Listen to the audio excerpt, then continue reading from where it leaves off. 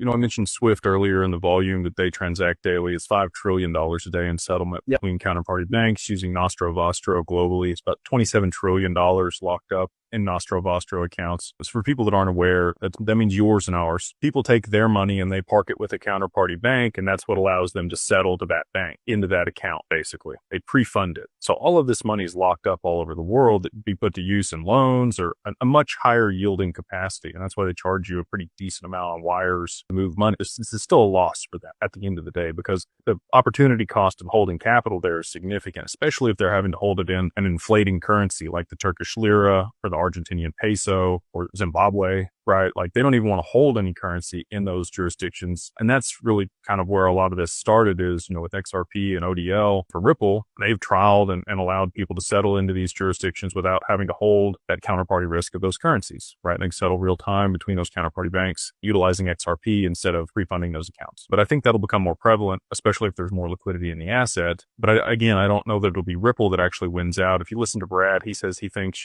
by 2030, they'll have maybe 14% of Swift volume at Ripple. Brad wouldn't just throw out a number. Let's just project it anyway, right? Yeah. Yeah. I think that Swift will end up adopting R3's infrastructure with Corda, which is a private permissioned ecosystem. It allows the banks to do what they want, build their own infrastructure, partner with them. If you look at the seed investors for R3, it was all the investment banks here in the US. They've only done one other round after that and haven't taken any more money. And again, that's probably because of the lawsuit with Ripple, where they were awarded 1.04 billion XRP. But if they were to be awarded, the contracts with Swift for instant settlement, because Swift is a messaging system. They just adopted ISO 20022 globally. Again, like you talk about the shipping container, right? Like you need a standardized way to move data packets for all of the messaging alongside these payments globally. And that's what they've implemented over the last 4 or 5 years here. And that's the predicator, or what would precede the ability to settle real time, because you don't have to reconcile that information. You would know exactly which accounts it went to. So no networks themselves are actually ISO compliant. I hear a lot of people talk about that, but the technologies and messaging systems that have been developed on top of them or by these players like Stellar and Ripple are what is ISO compliant. And then they can utilize these distributed ledger technologies and the assets to settle real time. The primary settlement mechanism that R3 was originally